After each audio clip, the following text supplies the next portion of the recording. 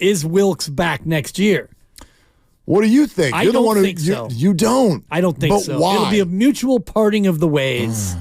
I think that, and you can look at last night. It happened. Niners on defense. I remember the play. Yeah, Kyle called timeout. Because he didn't like what Steve was putting down. Romo said he was right. Romo's like, you're not going down like that. He was going zero blitz again. Yep. He was going to go zero, the hero, and Kyle didn't like it, so Kyle called timeout. You don't often see that. He did. There was a third down play. This was after the Chiefs converted the 4th and 1. The very next set of downs, I want to say it was 3rd and 6. Steve sold out.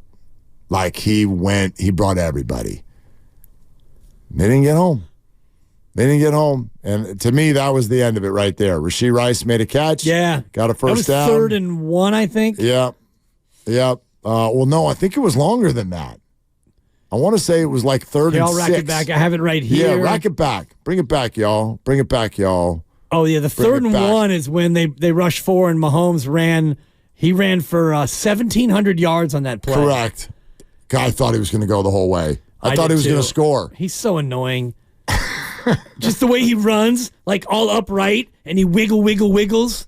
It was 3rd and 6, Mark. It's 3rd and 6. There 3rd and 6 they're at their own 46, and he brings. Oh boy, I don't even know if I can count them. 1, 2, 3, 4, 5, 6, 7. He brought everybody. Yeah, and they couldn't get to him.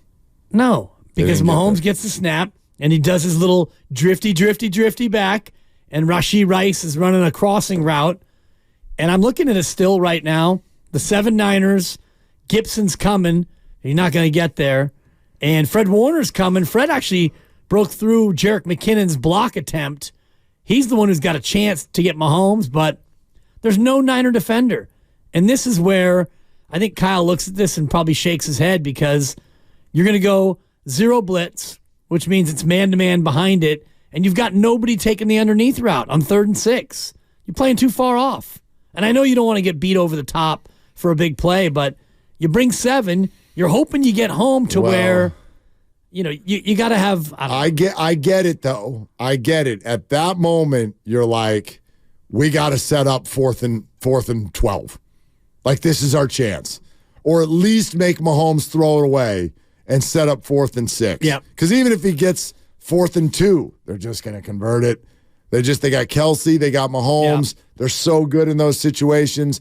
I get the thinking from Steve Wilks, but anyway, the larger point is the one that you brought up, which is, Kyle did not like the call, and he called timeout to sort of readjust what was going on. And we've seen enough of those things this year to wonder how on the same page are Kyle Shanahan and Steve Wilks. I don't know. I do know that there were 4 or 5 situations that showed themselves this year that we never saw with D'Amico. Right. We never saw them with Saleh. Never. Yeah. And maybe they were there and they just didn't get public. I'm sure. You don't go a whole season and just like, we never had a fight. Yeah. There's yelling right on an NFL clubhouse and sideline. But it was like just evident somewhat repeatedly at different times, and up in the booth and come down and this, that, the other. You might be right. I got no idea, but I don't think the Niners are in a place to fire him. I don't think that he is sought after enough to just leave on his own. So, maybe that mutual parting is it. Yeah. Or maybe he's back. Maybe. I mean, I still feel like right now he'll be back. He'll be the defensive coordinator for the 49ers next year. Well, his track record would indicate that he's probably going to be moving on. You look at his years, and you go all the way back 2, 2, 1, 1, 1, 1, 1, 1, 1. He was with the Bears for 3, Chargers for 2, Panthers for 2. Well, Panthers for a long time because he was DB coach, D-back coach, assistant head coach, defensive coordinator. Then he got the head job in Arizona. Then he went to Cleveland. Then he went to Missouri, back to Carolina. The guy moves around a lot. I would imagine that he's gonna be on the move. The other one that hurts, and I know we're not too far into next year just yet, although I do want to remind people, The Combine's coming up here in about 2 weeks. That's exciting. Now we got to pay attention. 2 weeks? It's at the end of the month, yeah. Good Lord, really? Yeah. My God, that feels quick. Yeah, I think it's the 20. Oh, I'm sure you're right. The 29th of February. I'm not a huge Combine guy. I know. Ever since Rich called it the Underwear Olympics, I just kind of go with Ornberger? that. Yeah, Rich Ornberger likes to call it the Underwear Monday Olympics. the 26th, so 2 weeks from today. Oh, jeez. And the big one, Mark, is Adam Peters is gone. Correct. And that's, you want to talk about the 19 free agents, the unrestricted free agents, that loss might turn out to be the biggest of the losses because he's your number one talent evaluator in that building, and he's gone. So who replaces him? I don't know.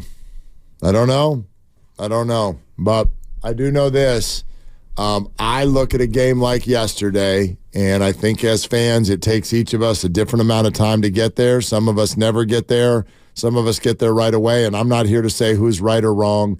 Everybody gets to have their own experience. But when I look at a game like yesterday, I do want to run it back. I want to run it back. I don't think there is some magic change or addition out there that puts you in even better position to beat Patrick Mahomes. You can beat him. Everybody can lose. He has lost. It can be done, but you have to have the right package, and then you have to perform at your highest level to really give yourself a great chance. When the Bucs beat him, they performed at an unbelievable level. The 49ers did not yesterday. They performed well at times. They performed well enough to be right there and have a chance, but let's be honest. Remember that conversation you and I had last week about, okay, would you rather be down 4 with the ball in Purdy's hands or up 4 and the ball in Mahomes' hands? And so many were like, Purdy. Yes. And I'm like, that's analytics the wrong way to go. And you're like, yep, but I don't want the ball in Mahomes. And you get it now.